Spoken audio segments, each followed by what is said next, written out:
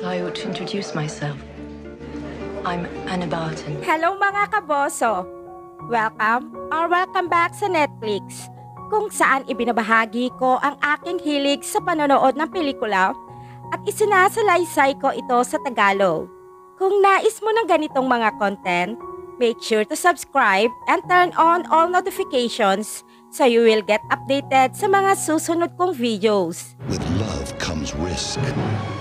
With obsession. Martin!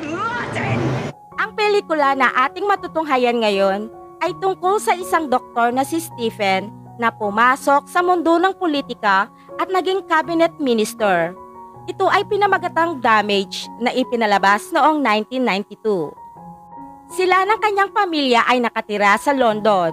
Matiwasay at masagana ang kanilang buhay. Ang kanyang asawang si Ingrid ay nagmula sa mayamang angkan at napakabait nito. Ang buhay ni Stephen ay napakaayos at wala nang hahanapin pa. Ngunit nag-iba nang makilala nito ang babaeng nagngangalang Anna. Si Anna ay maganda at may sexing pangangatawan, kaya na love at first sight kaagad si Stephen dito.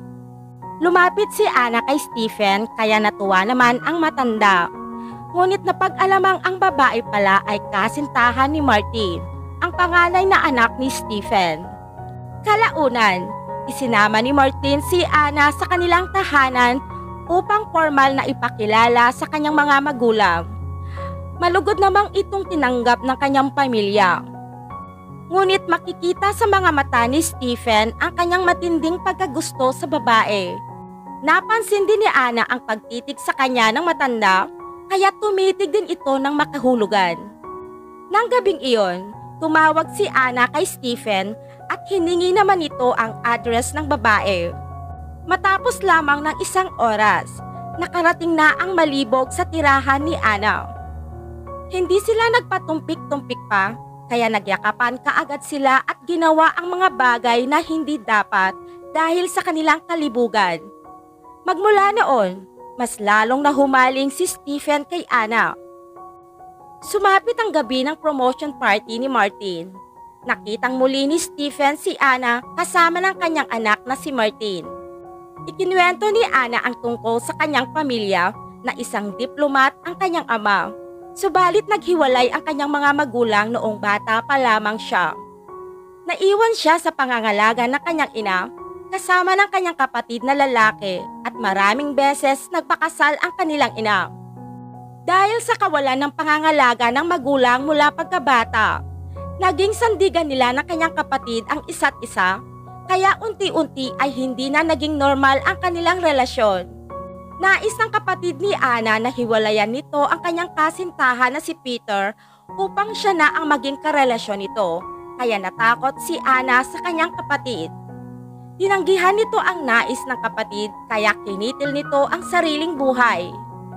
Sa pinakamalungkot na panahon ng buhay ni Anna, palaging naroon si Peter upang damayan siya. Nang makaalis si Martin mula sa paghatid kay Anna, siya namang pumasok ang ama nitong si Stephen sa apartment ng babae. Lumuhod si Stephen sa harapan ni Anna at sinabing hindi nito mapigilan ang sarili dahil sabik na ito na pasukin ang kuweba ng babae kanina sa party pa lamang. Hindi maintindihan ni Stephen sa tuwing nakikita nito si Anna ay hindi niya mapigilan ang init ng kanyang katawan. Tinitigan ni Anna si Stephen at naglalagablab ang pagnanasa sa kanilang mga mata na katulad ng krudo na pumatak sa tuyong kahoy at sumiklab ang apoy sa katawan ng dalawang uhaw sa pagnanasa.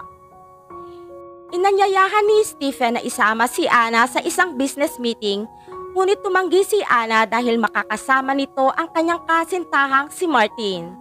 At pinaalalahanan si Stephen na huwag baguhin ang estado ng kanilang relasyon anuman ang mangyayari.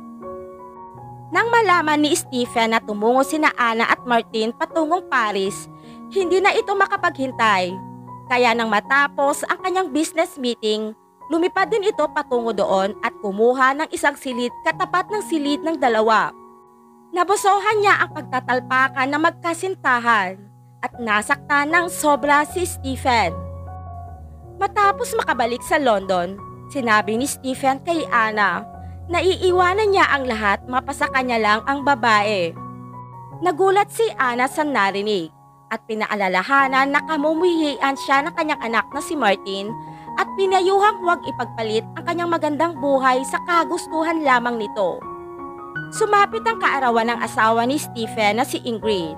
Masayang ibinalita ni Martin sa kanyang pamilya na nag-propose na ito ng kasal kay Anna.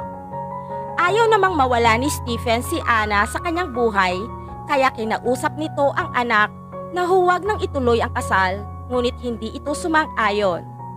Nang gabing iyon, palihim na pumasok si Stephen sa silid ni Anna at inilabas nilang muli ang init ng kanilang katawan. Nang lumabas na si Stephen, nahuli siya ng kanyang anak na babae na si Sally. Ngunit gumawa ng kasinungalingan ang matandang malibog upang pagtakpan ang maling relasyon. Isang araw, bumisita ang ina ni Anna sa tahanan ni Martin at sumalo sa kanilang hapunan. Hindi sinasadyang nasabi ng ina ni Anna na kamukhang kamukha ni Martin, ang lalaking kapatid ni Anna na si Aston. Habang pauwi, sinabi ng ina ni Anna na pinagmamasdan niya si Stephen na hindi man lang makatingin kay Anna. Nararamdaman niya na may namamagitan sa dalawa at pinayuhan si Stephen na itigil na ang kanilang bawal na relasyon. Tumanggi si Stephen sa umpisa, ngunit nagpa siya na itong wakasan ang kanilang kataksilan, kaya tinawagan nito si Anna. Ngayong wala na sila ni Anna, itinutok na lamang ni Stephen ang sarili sa trabaho. Ngunit sa huli, hindi makontrol ni Stephen ang sarili, kaya tinawagan si Anna. Subalit si Martin ang sumagot ng tawag. Natakot si Stephen kaya ibinaba nito kaagad ang telepono. Gayunpaman, matalino si Anna at alam nitong si Stephen ang tumawag. Kinabukasan, nagpadala si Anna kay Stephen ng susi, address at kung anong oras siya nito dapat puntahan. Dahil ilang araw silang hindi nagkita, pareho silang nananabik sa isa't isa. Binuksan ni Stephen ang pintuan, ngunit nakalimutan niyang kunin ang susi. Sa hindi inaasahang pagkakataon, dumating si Martin upang makita si Anna. Nakita niya ang susi at nakarinig siya ng malalakas na ungol mula sa silid, kaya maingat niyang binuksan ang pinto at nahuli nito sa akto ang kanyang ama at ang kanyang fiancé na kasalukuyang nagtsutsuksakan. Napaatras si Martin sa pagkabigla at hindi nito napansin ang rehas sa kanyang likuran. Nawalan siya ng balanse at tuluyang nahulog. Nabagok ang ulo nito at tuluyang natigo. Tumakbo pababa si Stephen ng nakahubad at niyakap ang duguang katawan ng anak. Labis na kalungkutan ang bumalot sa pagkatao ni Stephen, samantalang si Anna ay bumaba na at sinulyapan lamang ang tagpo. Saka ito umalis na wala man lamang ekspresyon sa mukha. Nakonsensya si Stephen at sinabi lahat sa pulis ang mga pangyayari. Ang eskandalong kinasasangkutan ng mataas na opisyal sa politika ay nagiging viral sa social media. Galit na galit si Ingrid sa asawa at nagsisigaw na ibalik muli ang buhay ng kanilang anak. Pagkatapos nun, nakipaghiwalay si Stephen sa asawa at nagbitin na sa opisina. Hinanap nitong muli si Anna, ngunit nang matagpuan niya ito, wala na ang saya sa kanyang mga mata. Tahimik na sinulyapan lamang siya ni Anna. Nawala ang kanyang kapatid at sumunod naman si Martin. Ayaw na niyang may ibang buhay pa ang mawawala, kaya nagpa siya na itong kalimutan ang nakaraan. Ilang taon ang lumipas. Ang ubaling si Stephen ay mag-isang naninirahan sa isang maliit na bahay. Ang tanging larawan nilang tatlo ang siya lamang natitira sa nakaraang buhay na kanyang pinagdaanan. Nang huli niyang makita si Anna, ay may kalong-kalong itong sanggol kasama si Peter. Si Anna ay isang ordinaryong babae na lumaki sa masalimuot na buhay na sumira sa kanyang kamusmusan. Naalala niya ang sinabi ng babaeng minamahal na ang taong sugatan ay mas mapanganib dahil lumalaban sila sa hamon ng buhay. Marami pong salamat sa panonood mga kaboso. huwag kakalimutang mag-subscribe sa aking channel. Pa-like, comment, and share na din.